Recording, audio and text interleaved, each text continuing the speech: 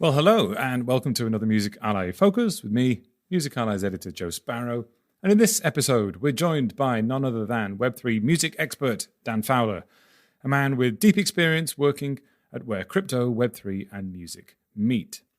Now, the NFT buzz of 2021 has well and truly died down, and this is frankly a good thing because it allows us to talk about a more nuanced future of Web3 music technologies.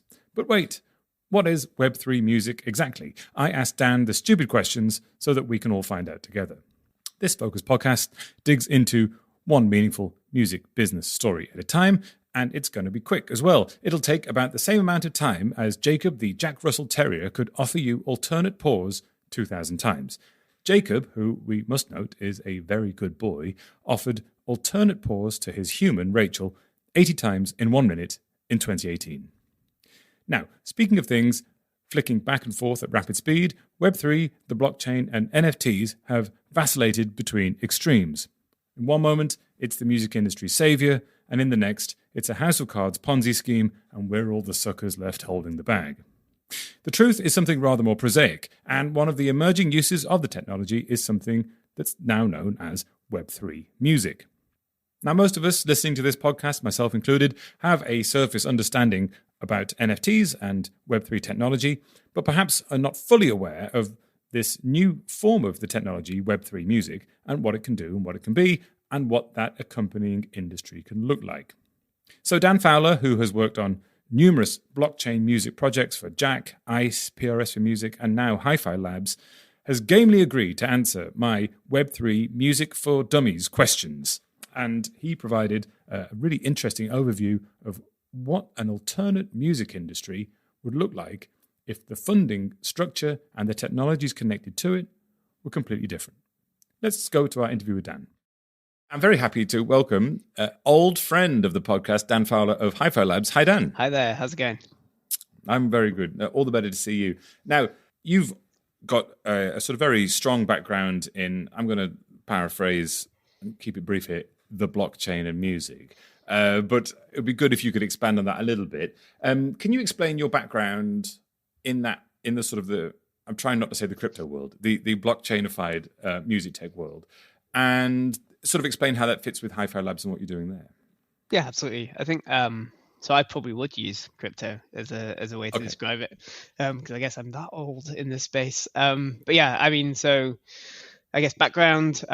First entered the sort of music space in 2015 after some time in working in like private equity, and in 2015 was like the very early days of when people were starting to think about this new thing called blockchain, specifically around this new thing called Ethereum, and how that might revolutionize all the supply chains of every industry in the world. As ever, music is the first thing that people instantly start thinking about because, you know, quote unquote, the music industry's broken. And, you know, this new thing could make it fairer. So back in 2015, I was working at PRS For Music, and we had a lot of startups coming to us saying, hey, we're going to change everything and we're going to make you redundant. And so I spent a lot of time thinking about what that meant, and whether that was true, and then trying to work with these startups to understand like what this actually meant. So I spent a couple of years doing that, and then I went to go and lead strategy for one of the earliest startups in the space, a startup called Jaak, Jaak. Mm-hmm. Spent a couple of years there trying to think about using blockchain to build a decentralized rights network. For your listeners, that's basically trying to do the GRD again. And how did that go? Yeah, it ultimately ended the same way. But you know, we have fun. It was worth trying, wasn't it? I mean, it needs to exist. Yeah. But yeah, like the timing was too early with regards to like blockchain. B, like it isn't a technology problem, it's a political problem, and you know, that's probably a whole different topic for a whole different podcast. Yeah, and then in 2019 went back to work in for ICE services, thinking about data and rights and how we can improve the access of them for startups. And then about a year ago, 2 years ago actually, I went and basically did a bit of a sabbatical, did some writing. So I've got a Substack that I'm writing in. Which was excellent, by the way, Dan. I'm not just blowing smoke here. It was a very insightful, and it still is a very good series of essays that you wrote. Thank you. Yeah, I think it was a nice period to try and sort of solidify my thoughts of like the more general kind of trends that are going on. But obviously, kind of what's now called web3 was starting to kick back up again in the music space. So I spent a lot of time over the past couple of years thinking about what that means. And then in about a year ago, I started speaking to HIFI Labs, and there I am have a bit of a nebulous kind of role at the moment, but it's focusing on open source projects. We're building out a well, it's a decentralized database basically, but you can probably see the parallels there to before. Yes. And leading a lot of the thinking on product. So we have a product called Music OS that we're building out, and generally just trying to navigate what this kind of emerging thing means. That's a good sort of description of how you reach the point where you are now, and you can sort of see how all those different touch points along your way sort of fit together, and not just for you in your personal career, but in general in the music industry. It's about rights, it's about understanding how money moves around, it's about collection, and it's about how this huge global industry can sort of work more efficiently, and that's you've brought a bit of everything into that one space. And I guess that's kind of what decentralized technology in the music industry is doing in general. HIFI Labs has a lot of things going on with relation to Web3 music. So my first question is the tricky one, which is, what is Web3 music? And what's the difference between that and what we may consider normal music now? I think Web3 as a term is something that has been popularized by the sort of venture capital firms that are hyper investing in the space, people like Andreessen Horowitz, etc. It's a little bit of a renaming of what was previously called crypto and previously called blockchain. And as with any nebulous term, it's kind of open to interpretation. But with all that said, for me, what it means is freedom and self-sovereignty to be able to kind of operate in a permissionless way. And like, to go into each of those terms I just said, I think by being able to define and operate within your own financial system, essentially, you gain freedom to be able to experiment in ways that you might not otherwise be able to. Right. I think the self-sovereignty element of that is that you can control things yourself, and you don't need to play into like the traditional royalty structure if you don't want to. So this is all very appealing to artists who are listening, because these are long-standing complaints of theirs, which is that they don't have enough control. They have to fit into a business model that is not of their choosing, but there's no other option. So essentially, it's saying, I'm not accusing you now of being that person that came to you and said we're going to make you redundant, but like you're looking to build an alternative model in parallel to the one that exists. Yeah, I think the classic narrative goes, I'm an artist, I want to build a career, Spotify pays barely any royalties, the music industry isn't fair. And the kind of proposed solution here is, well, how's about you do something like NFTs, where you can kind of bring the product thinking back to selling your wares in the music industry, and this evolving space, design space around what that could mean.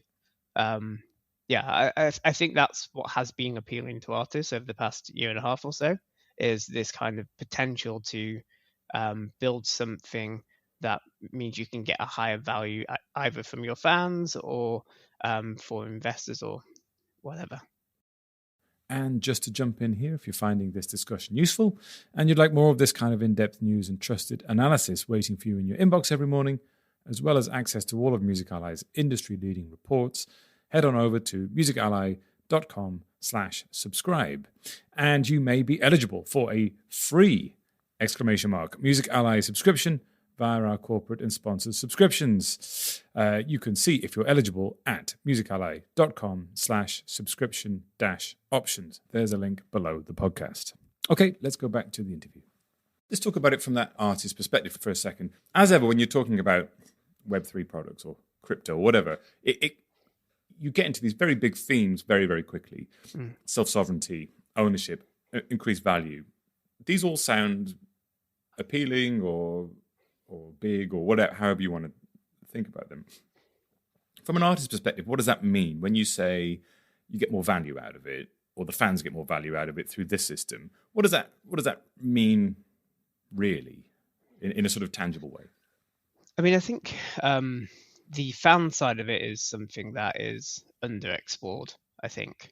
I think from the artist side, there have been certain examples where artists have raised quite a lot of money and or gained quite a lot of attention that they probably wouldn't have done if Web3 wasn't a thing.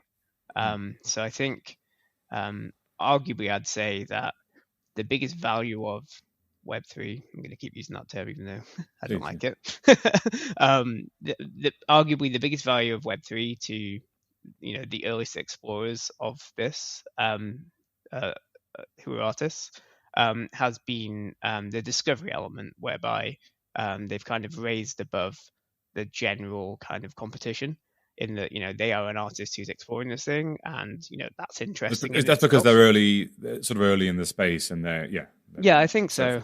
But obviously that's a premium that decays as more and more people start to get interested in it, and so that's quite a sort of time sensitive premium to this thing. But I think that's definitely an interesting thing to think about. But outside of that, the opportunity to be able to raise enough money to build your career as an artist without doing a record deal or without going down the normal route of getting an advance or whatever it is, I think is interesting.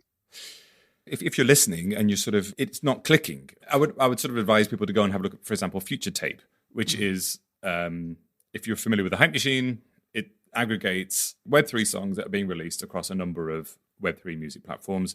And it's like the Hype Machine or SoundCloud, and you just go and click play on a chart and you listen to songs.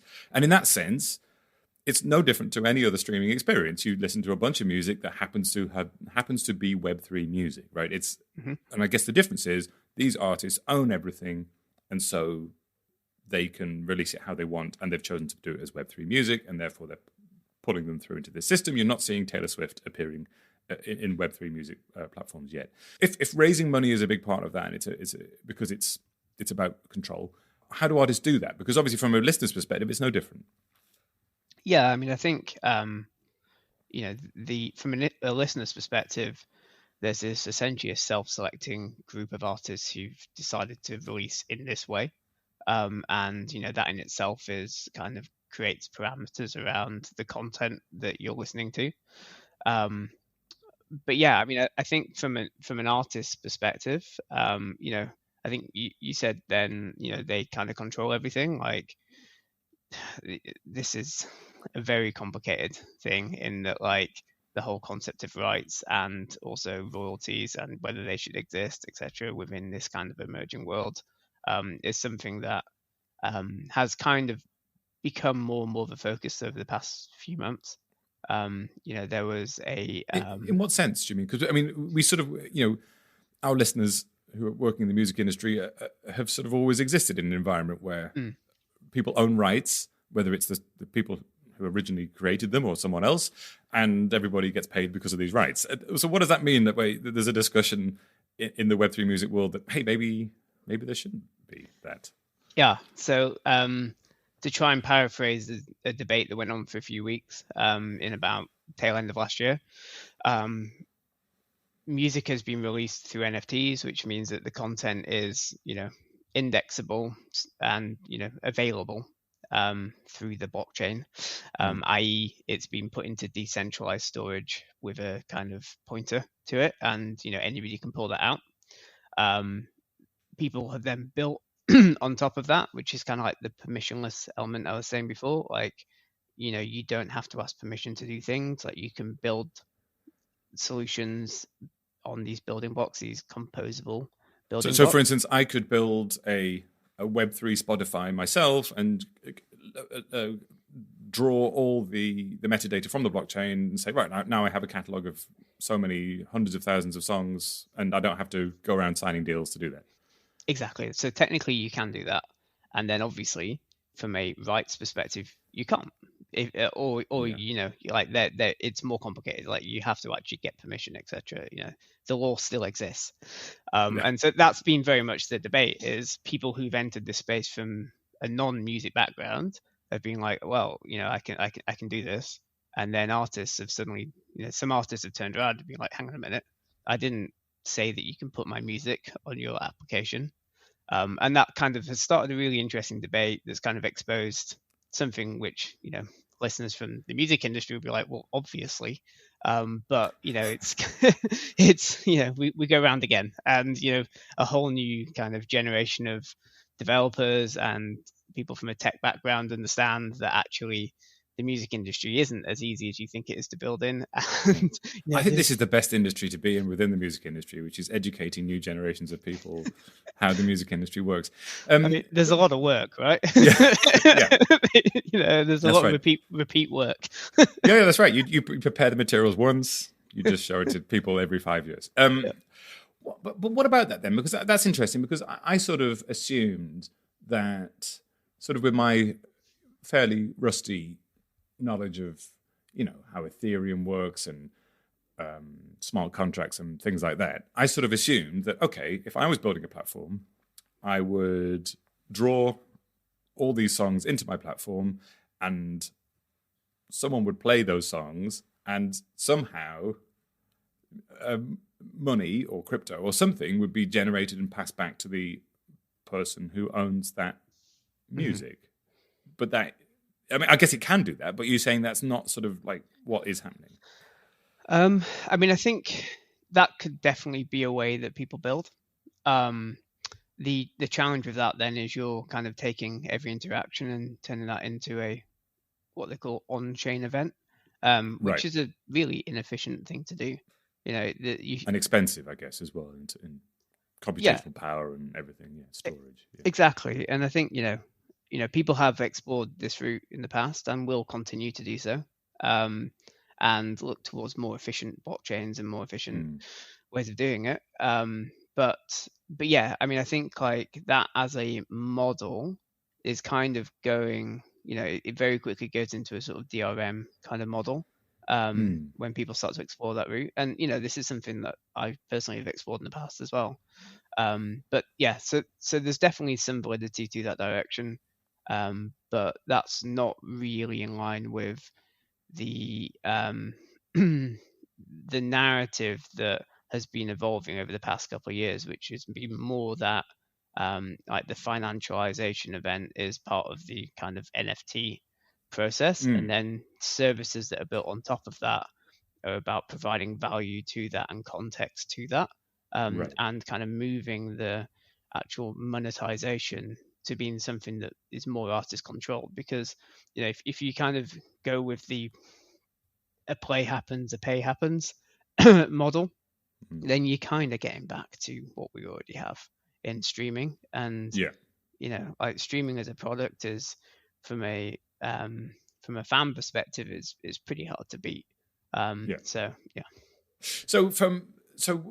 again, that sort of analogy I mentioned earlier, what you're trying to do is build an alternative, a sort of parallel. It feels like, if I go to Future Tape, for instance, it feels like a parallel music industry. It looks the same. It feels the same. It sounds the same as music on traditional streaming platforms.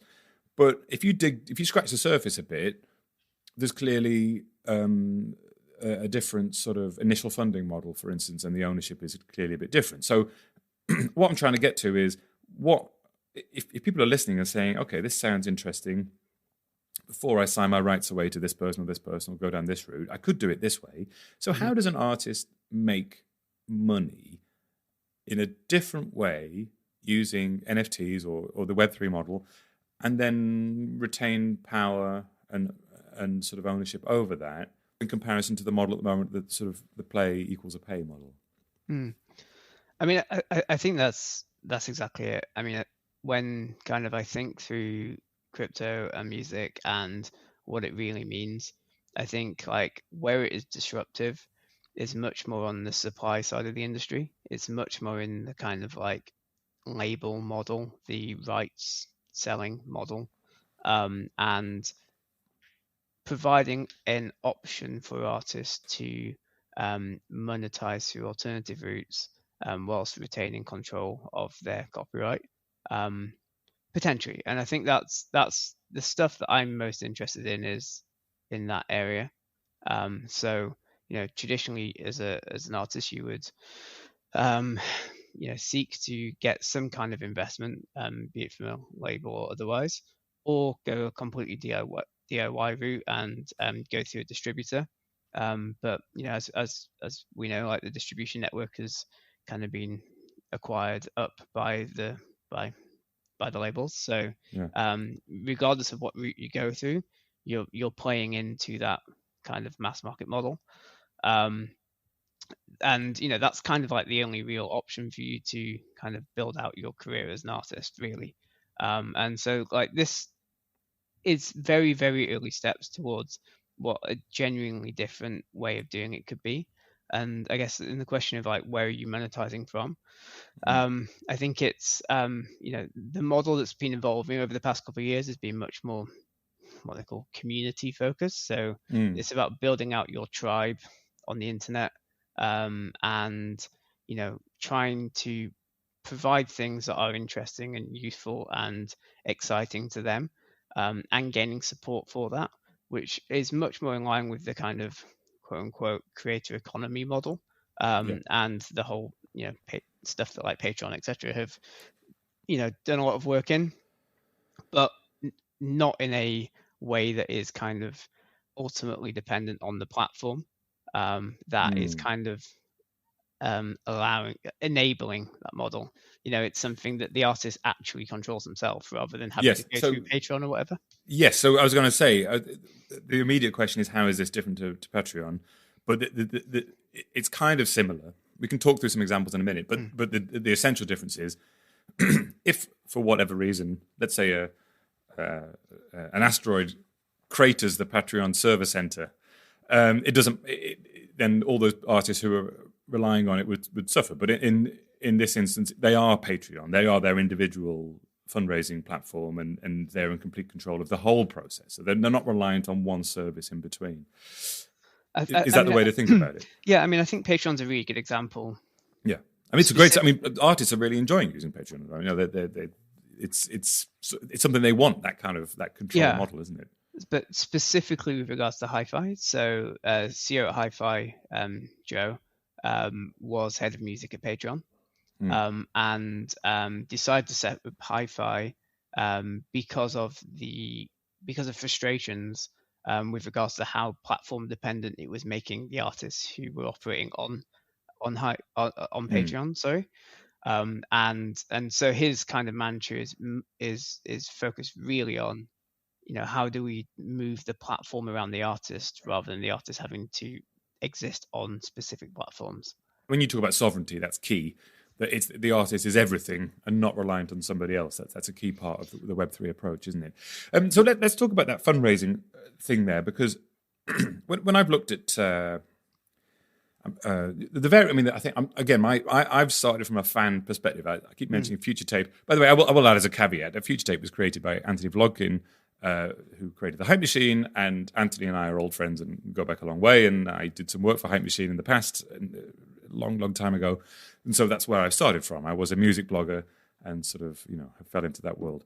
But when you look at the platforms, the Web3 platforms that feed music into Future Tape, which is the sort of the fan end, it seems like the sort of some of the models for raising money as an artist are, okay, I'm going to release this song. It's got a limited number of NFTs attached to it, and you, the fans, can buy into it with Ether, and you get a sort of seat at the table as a kind of key, not just fan, but a supporter.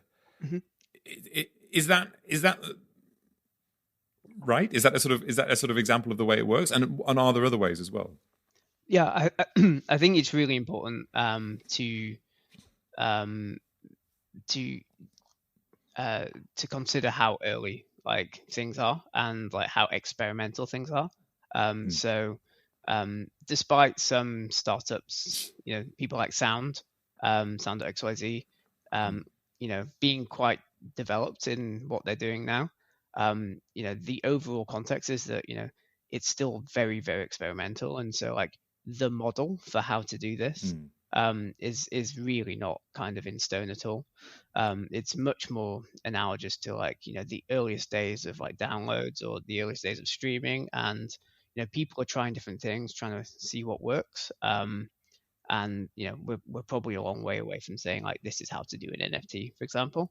But yeah, fundamentally, like there's lots of different things people are trying with regards to how many NFTs you sell, like whether it's done on like an auction basis or a time basis, or actually are NFTs themselves free, and they themselves are the points of connection between artists and fans, and then kind of the value from both sides can be built once that connection is established.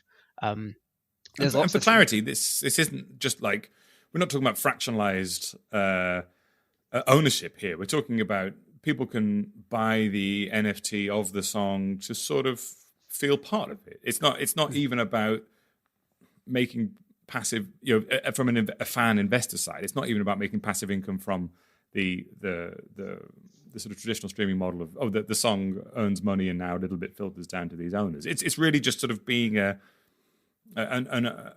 co-owner of the sort of the community around that song, isn't it?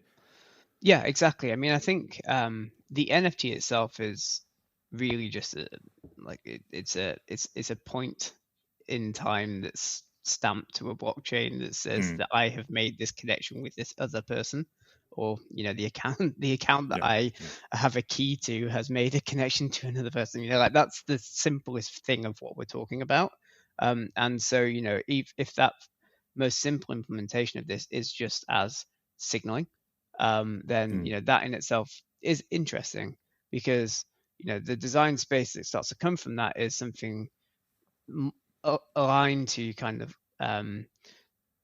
proactive, self-controlled digital cookies. Like these are things that are currently collected against us on the internet. All of our kind of intent, our intentions, etc., is collected against our will, essentially. And this is an opportunity for you to take control of that and say, no, actually I really do like this artist, and I want to tell everybody that I really do like this artist. I think that's one level. And over the past couple of years, we've seen people trying to build other things on top of that. So things like song splits, things like you buy an NFT and you get free gig tickets, you get platinum access, etc., etc., etc. I think ultimately, like, that other stuff is kind of marketing for that connection, which is really what the NFT is. Well, I was going to say that the big shift in, and this was perhaps driven by COVID or a whole set of circumstances, frankly, in marketing in the last couple of years, is that it's increasingly about direct to fan. We talk about it a lot in the podcast, and it's a sort of combination of artists being enabled to do that. There are technological solutions that allow them to use platforms to connect directly to fans. They don't have to sign a contract with someone to do this. They own all the information on their fans, and they can serve them better. An example being Patreon, or I don't know, any number of marketing tools they can just get off the shelf and use, right? And so there's a lot of intent around that, and people want that. They want that. Artists and teams want that direct connection. It's clear. You make more money, you have more control. It's good. And so it seemed that this is where this is perhaps going to sync up in the end, because you've got the ultimate decentralized version of that would be, okay, you've now got a suite of tools that are all the same. You've got one source of provenance and sort of proof of connection with fans, and now you can use this tool, or you can use this tool to connect to your fans and sell them things, sell them experiences, make a fan club, DAO, connect to Discord and poll them on what merch you want, all those things that are kind of direct to fan things. But at the same time, they can pick it up and walk away with it whenever they want. Mm-hmm. Yeah, and when I say that, my interest in this is really in the kind of supply side disruption, it's exactly that. It's like, what are essentially the three things that you get from working with a rights holder? in the music industry. It's financing, it's initial investment, it's distribution, and it's kind of marketing support. Essentially, it's helping you kind of cut above the noise. And if we see NFTs as a vehicle in which to raise your financing, as previously discussed, obviously the distribution stuff is clear. Then the other side of it is the marketing, it's the promotion, it's the helping to kind of cut above the increasingly competitive world of music. And so, like when I previously mentioned that I would argue that the biggest value to artists in the Web3 space over the past couple of years has been that it's been that as a differentiator to help them reach audiences or people that would have been harder to do so if they weren't involved in Web3 music. I think that's exactly that. It's being able to get into conversations and kind of rise above without relying on a promoter, a label, a whoever. A couple of last questions then. Dan, what we're talking about here is new music, because this system requires full ownership from the start, in a sense, or at least that makes it much easier to implement. If you own everything, you can then make the decisions going forward. If you give it away, it's much harder to. Well, that's my next question, I guess. Is could you apply this Web3 technology, or the things that Web3 technology could support, to catalog? Because we're in an industry now where catalog is, I mean, it's always been huge, right? But it's now becoming sort of, it's seeping in and becoming the sort of the big duvet that sits over everything in terms of listenership. So are we going to see, is it possible to go backwards and apply Web3 stuff to catalog, or are we going to have a sort of two-speed music industry now where you have catalog that it's in the past, so it's under those contracts, and then you, as a new artist, you have the choice of going down the traditional music industry route or the Web3 route? Yeah, I mean, I think it's a really interesting question. I think fundamentally, it doesn't need to only be kind of traditionally the DIY artist, but historically they've always had more freedom to kind of jump in and test something, and actually, like, the risk reward is obviously more advantageous to try something different if you're in that kind of sector. So it's not surprising that that's kind of where a lot of the kind of drive is coming from. In some ways, that's not to say that other kind of like more mainstream artists haven't done NFTs, or at least in name. He says slightly sassily, but yeah, I mean, to your point, like, I wrote an article about a year and a half ago, which was like slightly controversially termed, imagining the post royalties music industry, and the premise of that article, which is like 5,000 words long, so only I will link to it. So after the podcast, you can dive straight. But yeah, like, the premise of that article was that the economics of streaming, whereby there is like an almost exponentially growing rate of artists, creators entering the marketplace, but there is a relatively linearly growing revenue coming into that, and everybody's in competition with everybody else. So to your point about catalog being the blanket, I mean, catalog is and will always be the increasingly growing part of that, because so everybody's in competition with everybody else. Like, the economics of that from a new artist, a new entrant to that market, get increasingly worse, increasingly hard, and therefore kind of the onus to find an alternative model grows. And that's kind of the argument I was trying to make in that article. And I think that provides logic around why new entrants would be most interested in exploring this. But it's not to say that it only has to be that way. I think, if I was going to make any prediction, it would be that there will be labels in the next few years that proactively go and say to artists, look, you can do whatever you want in this emerging Web3 space. We will represent you in the quote unquote Web2 space. And that is a differentiator for them to make sure they're not missing out on the next generation of talent.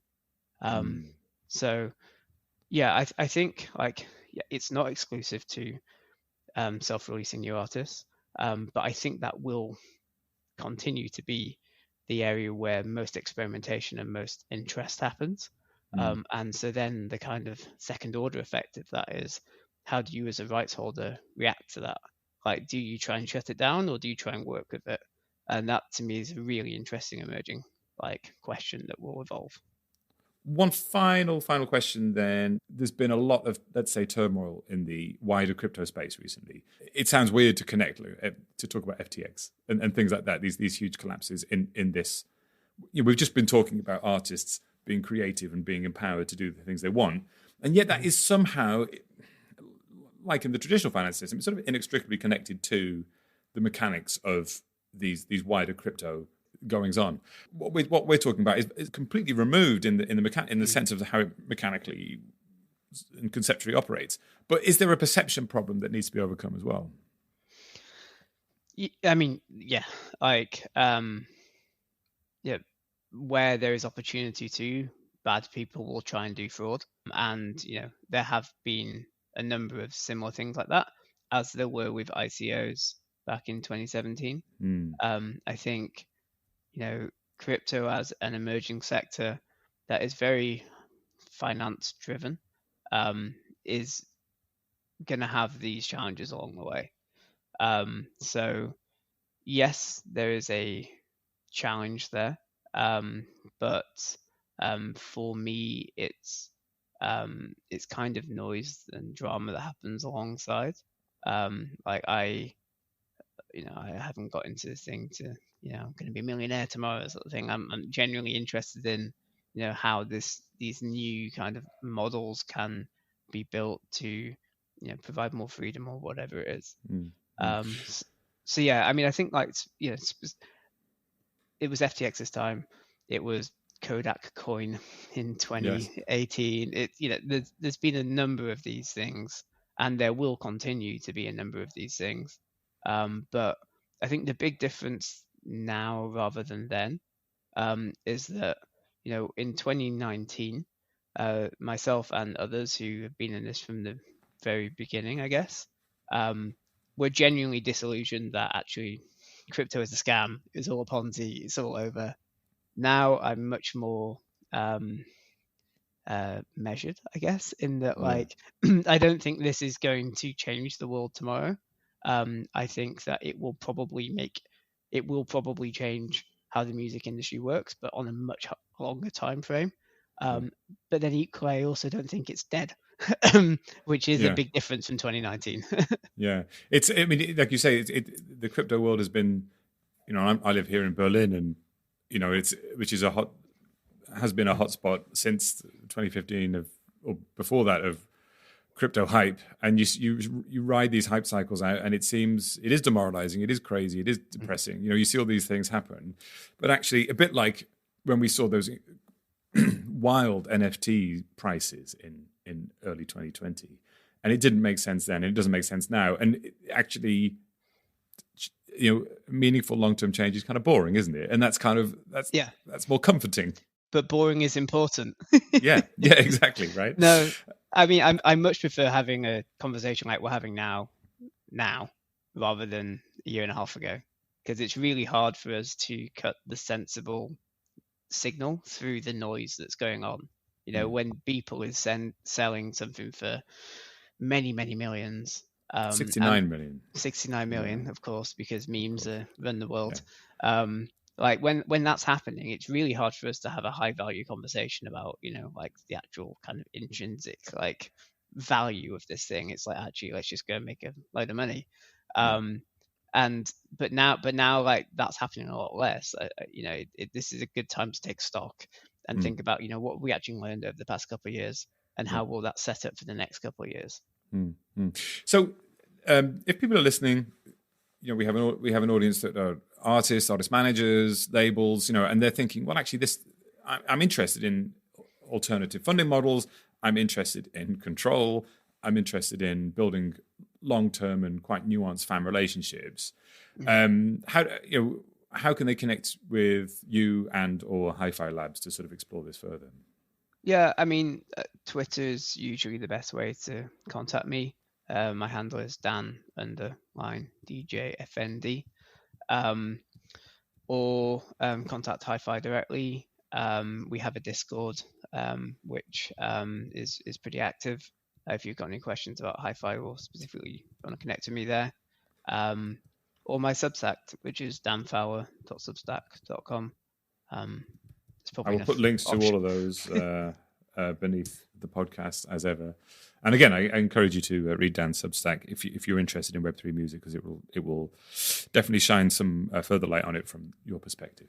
Dan, look, it's been a pleasure as always, and let's get you back on in a year or two and see where we are, because if the last year is anything to go by, it'll be completely different and something interesting will have happened. Yeah, and it's always interesting. Right? Yeah, that's right. Always drama. Yeah, okay. Dan Fowler, thanks very much. Thank you very much. Cheers. So there we are. If you found that useful, please share this podcast on with someone else who you think might get something out of it. And if you'd like to get in touch with me, please do. It's joe@musically.com. That's JOE@musically.com. And finally, Music Ally has a free ! Weekly email, The Knowledge, which rounds up a soupçon of the best analysis, news, marketing insight, and skills from Music Ally's wide range of services. So sign up and impress your boss. Links are in the description, as always. So that's it from me, Joe Sparrow. Until next time, farewell.